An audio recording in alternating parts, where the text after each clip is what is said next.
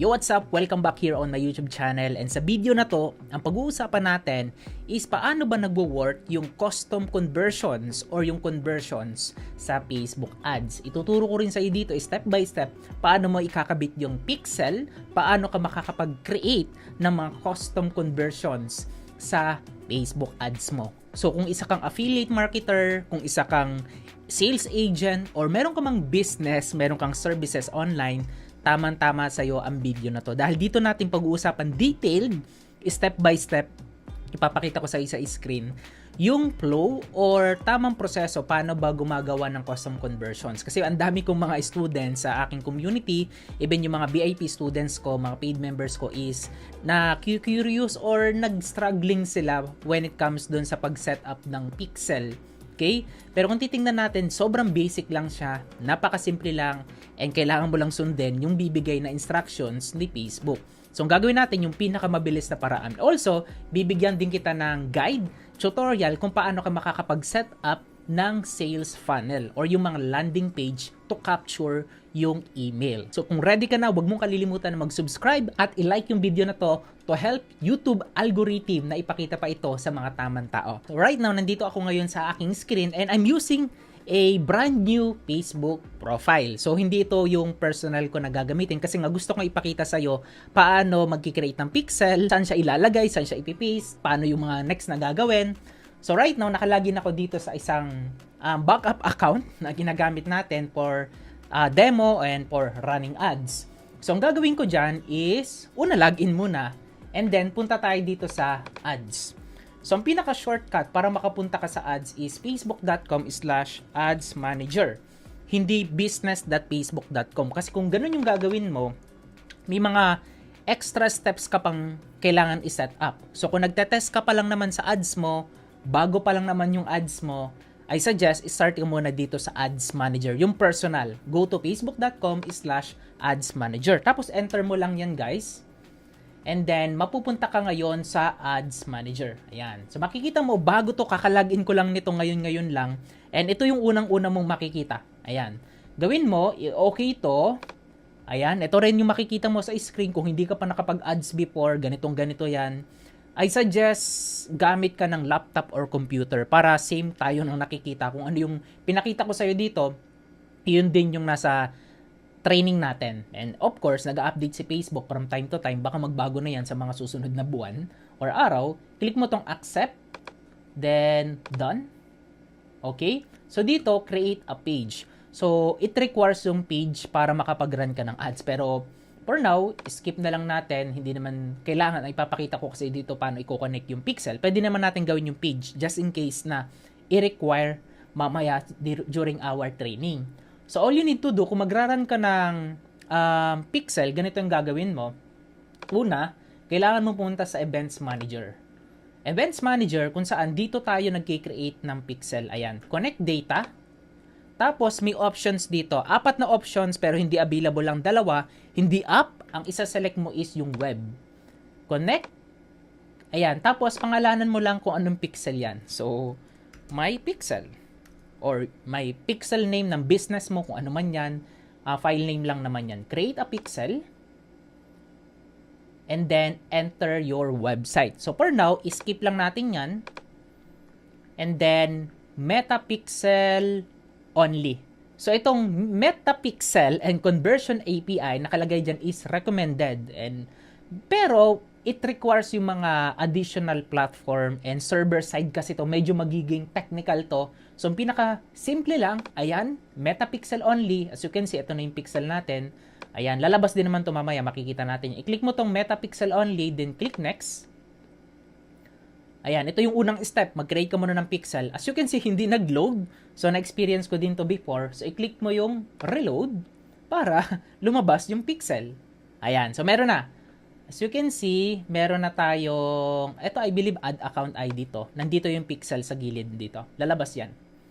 Yan. So, while waiting, ayan. So, magkaiba siya ha. Magkaiba yung ID. Add account ID to. Ito naman yung my pixel. Ito yan. Okay? So, ngayon, Coach Jay, saan ba ginagamit yung pixel? Ginagamit to for creating a custom conversions or kung gusto mong matrack anything na nangyayari dun sa Facebook ads mo. Kung gusto mong matrack yung leads, gusto mong matrack yung custom conversion ng add to cart, custom conversion ng mga nag-book ng appointment o nag-purchase, pwede rin naman kasi nga ikaw na yung makakapag-create. Dati walang custom conversion, but right now, I believe last year pa to nagkaroon 2 years ago, custom conversion. Makakapag-create ka na, makakapag-decide ka na kung anong gusto mong i-track na conversion sa Facebook ads mo. So, mas maganda, di ba? Kung gusto mong, before kasi per lead, add to cart, initiate checkout, view content, purchase. Ngayon, kung gusto mo, bagong leads, okay? New leads. Ikaw yung bahala doon. Okay? So, ang gagawin natin, kailangan mo ng platform. What platform ba yung gagamitin mo, guys? Ang isang example ng Pixel is ganito. Okay? Pupunta lang ako sa dito sa aking new tab. Tapos, ipakita ko sa iyo yung isang website na meron ako. Pinoy Affiliate Marketers /masterclass. Ayan. So, itong link na to, ito yung example of a landing page. Meron pa akong isang example ng landing page. negotiatoolkit.com/book a call. Ayan, meron pa akong isang example. Marami kong mga landing page. So, ipapakita ko lang sa iyo yung ilan sa mga example of landing page na meron ako. Ayan. So, as you can see dito, meron akong hinihingi na email. So, kung nag-lead generation ka, or isa kang affiliate marketer, ito, tamang-tama sa ito kung isa kang affiliate marketer. Di ba dito nila nilalagay yung email? So, ito, sa mga company or mga product na pinopromote natin is provided naman yung opt-in link. Yung opt-in. But the challenge is, hindi na pupunta sa atin yung mga asset or yung mga list na yon na nag-o-opt-in dun sa ating ads. So, sila pa rin yung may control. Best practices siya, wala ka nang gagawin, pero ang pinaka best advice talaga na ako as an affiliate marketer, kailangan sa'yo na pupunta yung asset, yung leads. Ikaw yung nagko-collect doon bago mo sila papuntahin or i-drive doon sa sales page, sa thank you page, together with your affiliate link. So, ganun din naman dito sa Negosyo Toolkit, meron din tong affiliate. So, instead na dito mo sila papuntahin directly, i-lead mo muna sila sa own landing page na meron ka. So, kung wala kang platform na ginagamit, I suggest na puntahan mo itong negosyotoolkit.com. Negosyo Toolkit is a all-in-one platform na kung saan makakapag-create ka ng mga landing page, mga sales funnel. Kumbaga, all-in-one na siya. Kung kailangan mo ng dito na lahat, okay to. Highly recommended. Wala ka nang isipin, nandito na lahat. Pero kung ikaw, gusto mo lang naman landing page, gusto mo lang naman mag-test, meron namang solution. Okay? Puntahan mo lang yung jgregorio.com/systemio. Okay? jgregorio.com/systemio. Ilalagay ko rin yung link sa ibaba ng video na to create your free account. So, kapag nakapag-create ka na ng free account sa System.io, ganito yung gagawin mo. Punta lang tayo dito. System.io dashboard. So, meron tayong dalawa ipapakita ko sa iyo. Itong Negosyo Toolkit, ayan. So, ito, nagawa ko na to.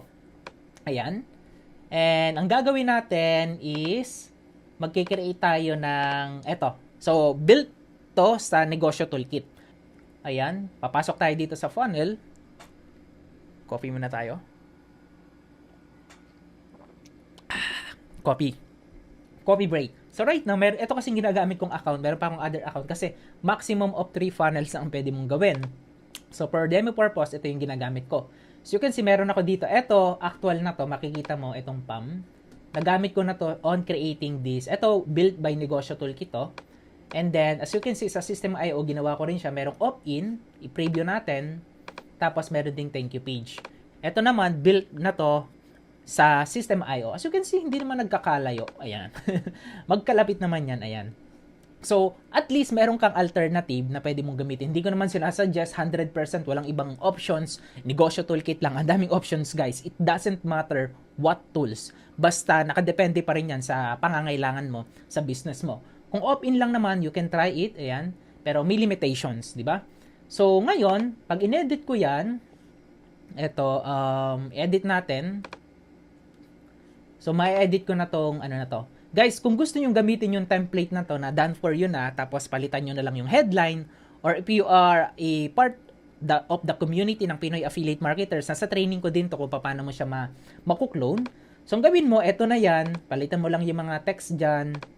Ayan, mga text lang yan. Tapos itong mga form lang yan. Inedit ko lang yan. So, nandiyan naman yung mga elements. So, hindi tayo dito sa tutorial about funnel. Meron tayong ibang training dyan. So, gagawa tayong another video. So, tuturo ko is how it works yung custom conversion. Okay? So, una, ang gagawin natin is ilalagay natin yung tinatawag na okay. So, itong pinapakita ko sa iyo na to is the default pixel code na pwede mong gamitin, and don't worry, ilalagay ko rin to sa description ng video na to sa ibaba para pwede mo i-copy. So dito nakalagay sa instructions, ipipaste mo lang to dun sa opt-in page mo, landing page kung saan dun sila nagbibigay ng name, email, or contact number, depende kung ano gusto mong kunin sa kanila. So you can see, meron ka lang ditong papalitan, ayan, pixel ID here, pixel ID here, ayan, dalawa lang naman. Tapos ito naman, paste this code sa thank you page. Ayan. So, kakopy paste mo lang yan. Tapos, ang idadagdag mo lang dito itong tracking. Ayan, lead. Pwede mong palitan to instead of lead, new email, bagong lead, new leads, depende sa'yo. Okay? So, ang gagawin natin is, ikakopy natin to. Okay? Yung code na to, ikakopy ko yan, kopyahin, Tagalog siya.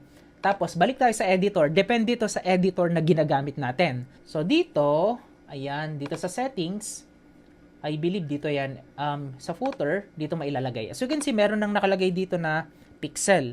So, kung di-delete natin yan, kinapi ko kanina to, ayan, tapos ipipaste ko lang yan. So, right now, pixel ID here, hindi ko pa nailagay dito. Ang gagawin ko, eto, punta ko dito sa Events Manager, ayan, ikakopy ko tong ID na to, copy, and then, okay, pixel ID, so hindi siya, not sure paano to i-delete, ayan, nadadamay siya. Alright, so, gawin ko muna is, online notepad, ayan, so, hindi ko alam ba't ganun yung ano, ayan, so, ang gagawin ko dito, kakopy ko muna to. Ayan. Tapos yung pixel, balik tayo. Ayan. Tapos ito. Highlight ko yan. Dapat yung mga, walang mababago din yung mga ganyan. So, huwag mandi-delete yan. Kung ano lang yung kailangan tanggalin, i-replace, yun lang. Ayan. So, as is, 967. So, ang gagawin ko, copy ko na to. Then, delete ko to. Ayan. Okay lang yan. Save mo na siya. So, okay na siya. Pwede mo siyang i-verify gamit ka ng Facebook Pixel Helper to verify. So, kung be-verify natin, open ko yung link. Ayan. I believe ito yung preview. Ayan, masterclass.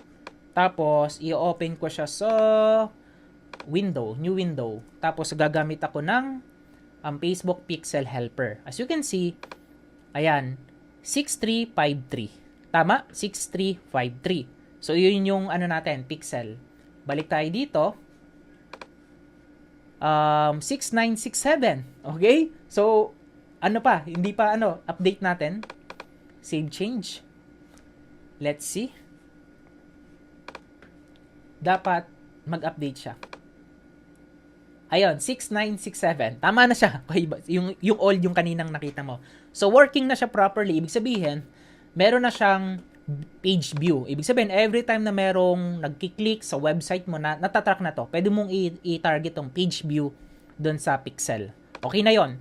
But ang next natin is kailangan nating makuha yung conversion na after mag-opt-in, ang ipapagawa natin kay Facebook ads is mag-create ng custom conversion na merong lead na pumasok. So all you need to do, balik tayo dito sa isang tab. Ayan. Tapos, exit lang tayo. And then, copy ko lang ulit tong code na to. Tapos, dito naman sa thank you page. So, kung saan yung next page, dun mo kailangan i-paste yung code. So, edit ko lang yan. Ayan, ito na yung link. So, kung affiliate marketer ka, ito ang tawag dito, nag-create ka muna ng bridge. So, bago mo ilagay yung affiliate link mo, ito, as you can see, affiliate link na to, papunta na dun sa sales page. Nakalagay na dito yung affiliate link ko. Okay? So, ganun siya nag-work kung nagpo-promote ka ng affiliate program. So, dito, kailangan nating ilagay sa settings, tapos sa baba ulit, delete na natin to, ito yung new. Tapos, may na-miss tayo dito. Eto. And then, idagdag lang natin siya after ng page view. Enter. Sorry. Here. Ayan. Lead. So, kung hindi lead, pwede namang eto. Para custom talaga. Leads. Sorry.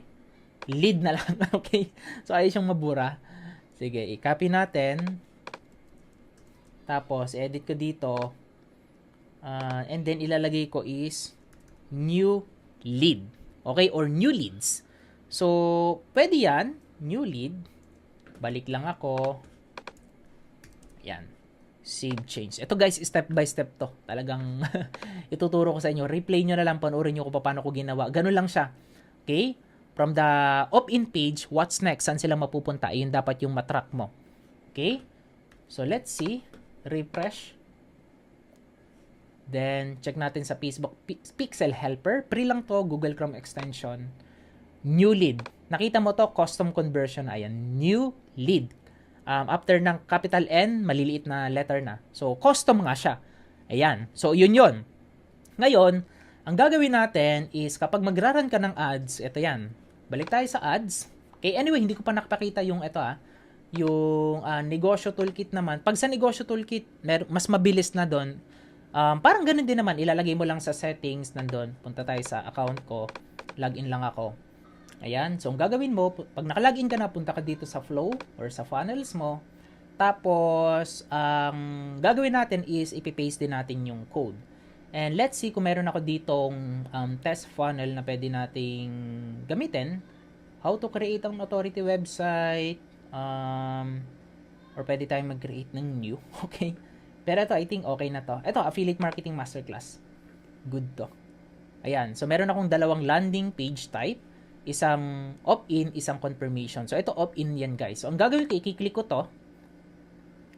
Tapos, yung code kanina, dito sa notepad, unahin ko muna to. Ayan. So, i-edit ko to. I-click mo tong settings. Tapos, dito sa custom script. Okay. Pipaste ko lang dito. Ayan. Then, paste it. Then, tanggalin ko tong new lead kasi opt-in to. Ayan. Save change. Tapos, punta ako sa view natin. Okay. Then, punta ako dito sa thank you page. So, ang gagawin ko, ganun din. Confirmation. Mag-i-insert lang ako ng tinatawag na, eto. Nakopy ko na to. Sorry. Here. Copy ulit natin. Tapos, go to settings. Custom script. Delete. Ayan. So, okay na siya. Merong new lead. Save ko. And then, ipapakita ko sa'yo. Ito yung live review. Here we go. Tapos, lipat tayo sa dito. Hindi incognito. Para makita mo. As you can see, here is ang nakalagay dito sa Meta Pixel Helper. Ayan. Meron 2 pixel. Okay lang yon kasi nga meron din tong tinatawag na General Pixel. So, 2 pixel ang ginawa ko. So, on my account, kaya naging 2 pixel siya. Ito siya. As you can see, dito sa settings, meron kasi siyang options to track yung all funnels under Negosyo Toolkit. So, ang gagawin niya, itatrack niya lahat ng funnel, pages, and website. So, nandito yan. So, hindi ko na to tatanggalin. 8977. Okay? So, ano lang natin yun? Disregard yung 8977. Ang malaga dito yung 6967. So, guys, okay lang yon. Pwede kayo mag-insert ng multiple pixel sa mga opt-in nyo. Pero wag naman sobrang dami na 10, 20. Wag ganon. Okay? So, gagawin mo is, eto. Ayan. Opt-in. Ayan. So, let's see. Ito yung demo. IMG Gregorio. Tapos, may re-redirect ako sa thank you page. Magre-redirect yan kasi nakaset na yan properly. And as you can see, meron ditong pixel ulit. Dapat lumabas dito ang new lead. So, ibig sabihin, kapag lumabas yung new lead dito sa pixel, automatically, dun sa ads manager mo is matatrack na yan ni Facebook. Okay? Click natin to. Here we go. Ayan. Page view. Metapixel 6967. Tapos ito, troubleshoot pixel, don't worry, o yung mga ganyang icon. Kaya ganyan kasi nga wala pang enough data na pumapasok. Okay? So, new lead. Ayan, yung mga warning na yan, don't worry. Ang mahalaga is lumabas yung custom conversion. Yun yung pinaka-importante sa lahat. We're good. So, ngayon, ang gagawin natin, paano siya isa-set up sa Ads Manager. Sobrang detail nito, guys, no? So, balik tayo sa Ads Manager. Here we go. Ayan na. Punta ka sa Ads Manager mo. And assuming na magra-run tayo ng ads, pero hindi ko na ito ipapublish. Okay? So, hindi na tayo mag-alagay ng ad payment method kasi I have a actual Ads Manager dun sa mga ads ko. And iba yung nagmamanage yan. Ito for demonstration purpose. So, click mo to, create. Tapos, disregard this one. Tapos, click natin tong sales. Then, continue. Sales, ibig sabihin, conversion kasi ang itatrack natin. Kaya sales ang pinili natin. So, lagay natin conversion. Depende kung ano yung gusto mong pangalan dyan sa campaign mo. Tapos, as is na to, campaign budget, leave na lang natin dyan. Proceed na tayo dito sa ad set. Itong pinakamahalaga. Meron na tayo ditong website. Ay, website, hindi app, hindi website and app, hindi messaging apps, hindi calls. Website. So, ang website natin is, ang pinakita ko sa iyo kanina, alright, let's say, ang website na gagamitin natin is, eto kasi wala pang domain eh, pero it's okay kung wala pa ng domain yan. Ayan, eto, ang mahalaga, ayan. Eto, may domain na, yung jgregory.com. Pero, gamitin natin to, let's say, yung default domain, ayan. Pero, si System.io meron siyang custom domain, explore mo na lang paano mo magagawa yon. Meron naman silang guide doon. So, ang mahalaga dito is, ayun, Ads Manager, website, okay, kinapi ko lang, tapos dito sa event. As you can see, ito yung mga default na tinatawag na cost conversion event.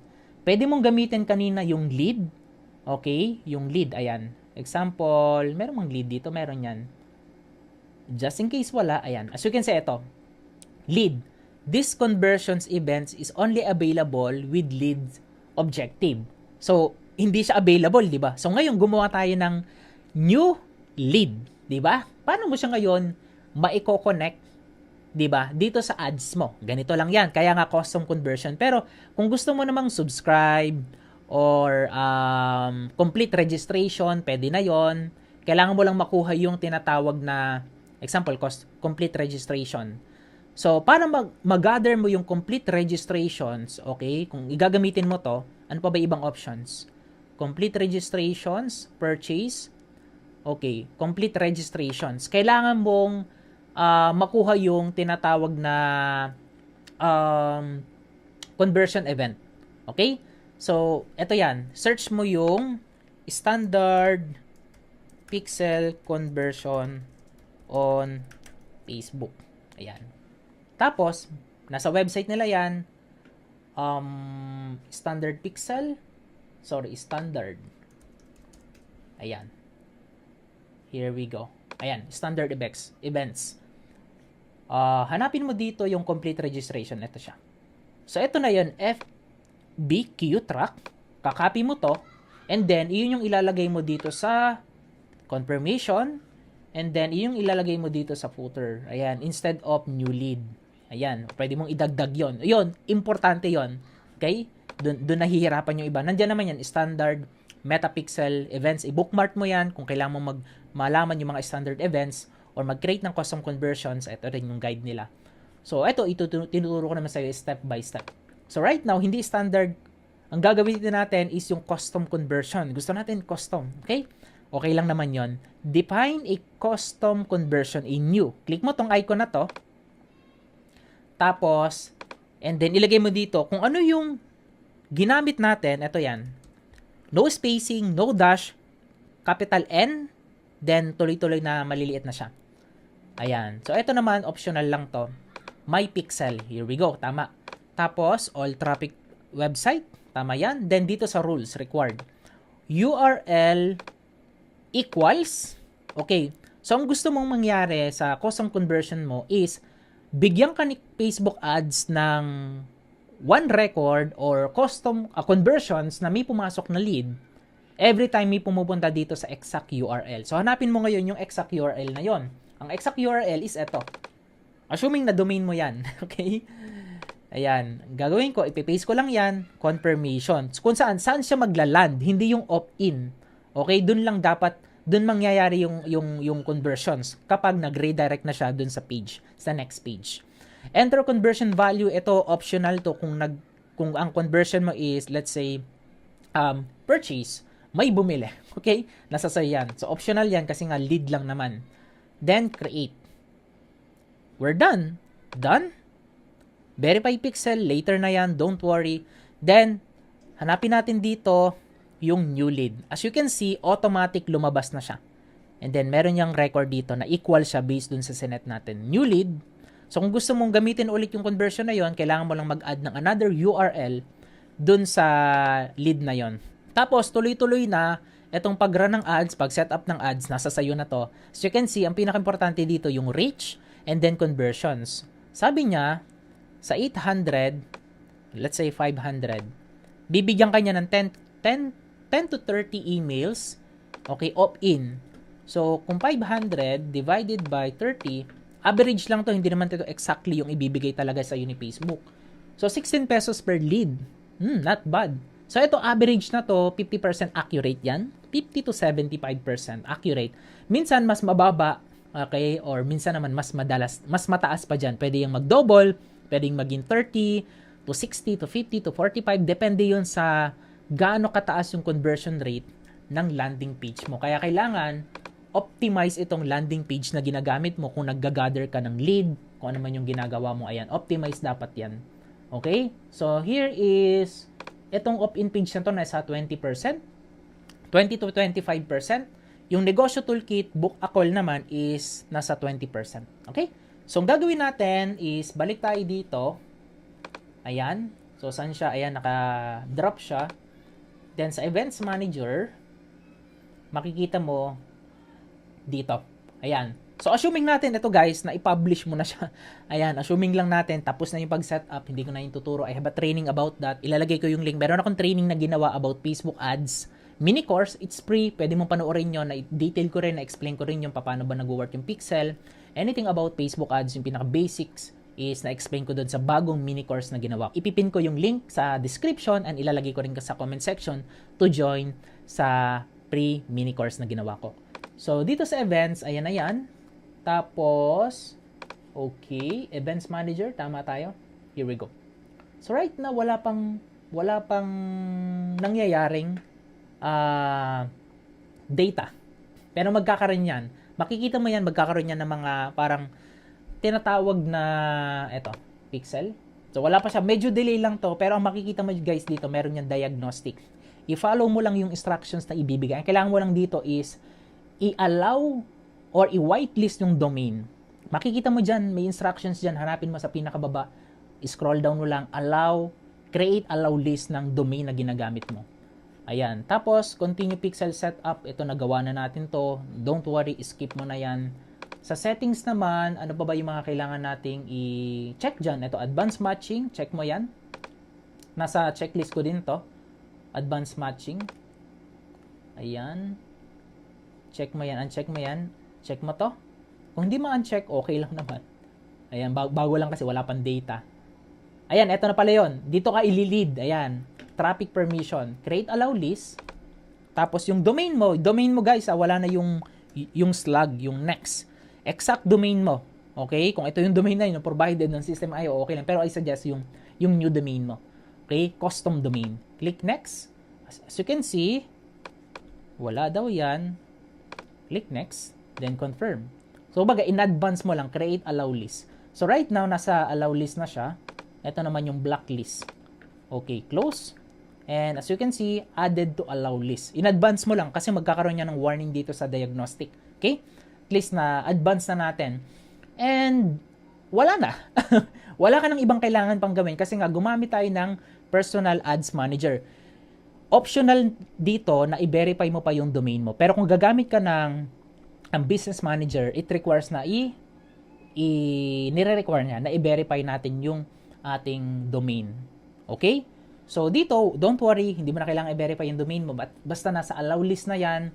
So kung i-allow ko pa yung other domain ko dyan, click mo lang to, then ilagay mo yung mga domain na ginagamit mo. Okay?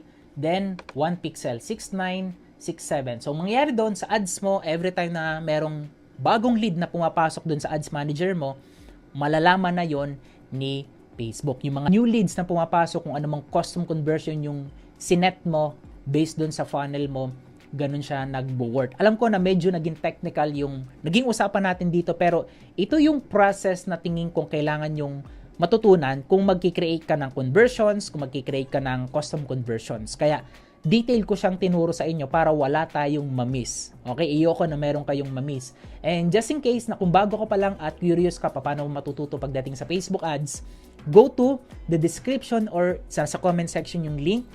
Panoorin mo yung Facebook ads mini course na ginawa ko. It's a brand new training, 2023 updated. Libre lang yun, walang bayad. Okay, create ka ng account, sign up ka, and register ka dun sa Facebook ads mini course na ginawa ko. So para mapunta ka dun, ang gagawin mo is, I believe, ito yung link na yon, mini course, Facebook Ads 2023 mini course. Ayan, so ang gawin mo dito is mag-register ka lang, ilagay mo lang yung name mo. Ayan, right now kasi naka-login na ako. So ang gagawin ko dyan kapag, ayan, let's say, mag-open ako, create account to. Register to enroll, makakapag-proceed naman ako. Automatic, mapupunta ka sa dashboard. And then, automatic, naka-enroll ka na dyan. And then, pwede mo na kaagad i-start yung pag-aaral dito sa Facebook Ads mini course na ginawa ko. Click mo tong Module 1. Ayan, natapos ko na siya. Tapos kapag tapos ka na, you can proceed sa Module 2, Module 3, Module 4. Step by step to guys. Talagang matututo ka paano gagawin at paano sisimulan ng tama ang Facebook Ads. Alright guys, thank you so much for watching this video. And if you have anything questions, feel free to comment sa ibaba ng video na to. Pwede kang mag-comment kung meron kang hindi naintindihan, clarifications, and I will try my best na sagutin yan, pero hindi ko i-guarantee na ma-message ko kayo kasi sobrang dami nagko-comment sa mga YouTube natin.